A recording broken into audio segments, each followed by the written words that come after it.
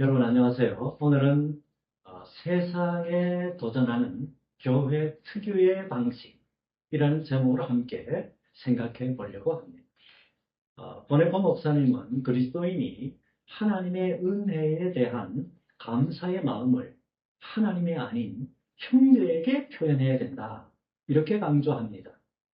근데 우리 한국교회 성도들은 그 감사의 마음을 형제가 아니라 하나님께만 표현하려고 하는 경향이 짙습니다. 왜 이런 현상이 나타날까? 보네포는 자기 곁에 있는 이 형제를 어떻게 대하는가?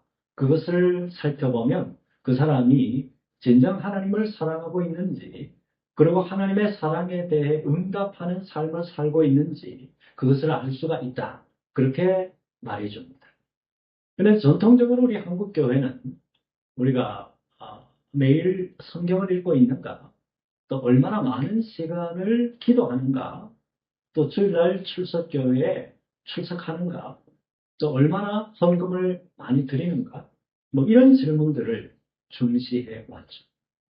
반면에 자기 곁의 형제를 어떻게 대하는가, 뭐 이런 질문은 신앙의 본질적인 문제하고는 별 상관없는 문제로 그렇게 여겨온 그런 측면이 있습니다. 형제를 어떻게 대하는가? 이 문제는 신앙적 문제라기보다는 단지 사적인 문제 혹은 부차적인 문제로 간주하는 그런 경향이 있었기 때문입니다. 나와 하나님과의 관계, 이것은 신앙의 본질적인 문제이지만 나와 타인과의 관계, 이것은 신앙의 본질과는 무관한 부차적인 문제로 여겨왔다는 거죠. 그러나 성경을 통하여 하나님은 끊임없이 나와 타인과의 관계를 통해서 나와 하나님과의 관계를 판단하겠다. 이렇게 말씀하고 계시는 거죠. 시대를 막론하고 그리스도인은 이 교훈을 아주 진지하게 받아들여야 합니다. 눈에 보이지 않는 하나님에 대한 공경 여부는 눈에 보이는 부모에 대한 공경 여부로 판단할 수가 있다는 것입니다.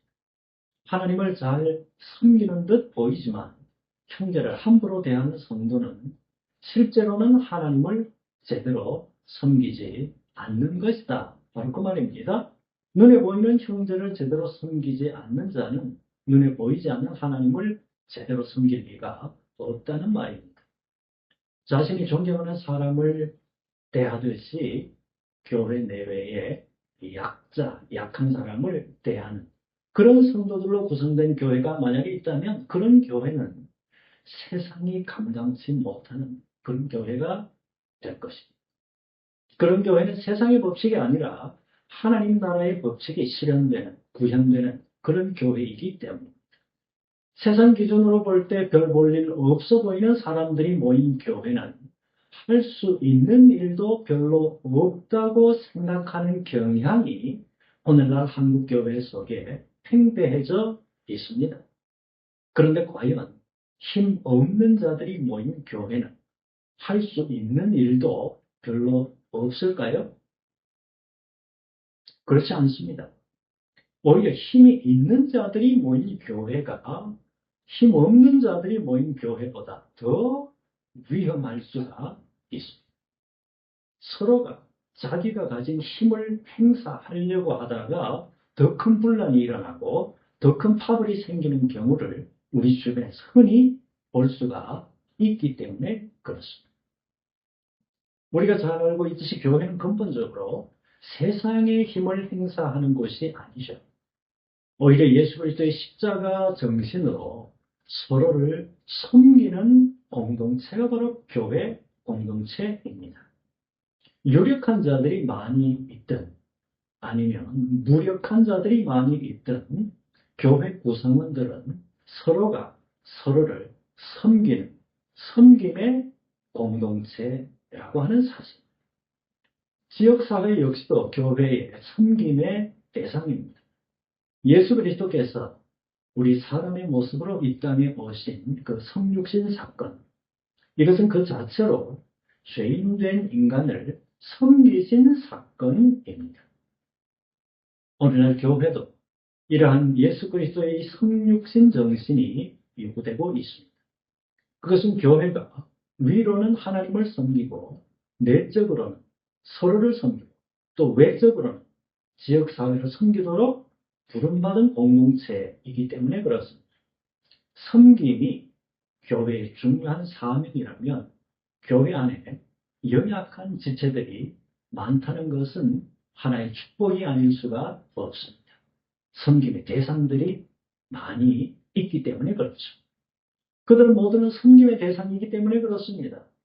그러나 현실 교회에서는 교회 내에 연약한 지체들이 많다는 사실을 축복으로 여기는 경우가 과연 얼마나 있느냐?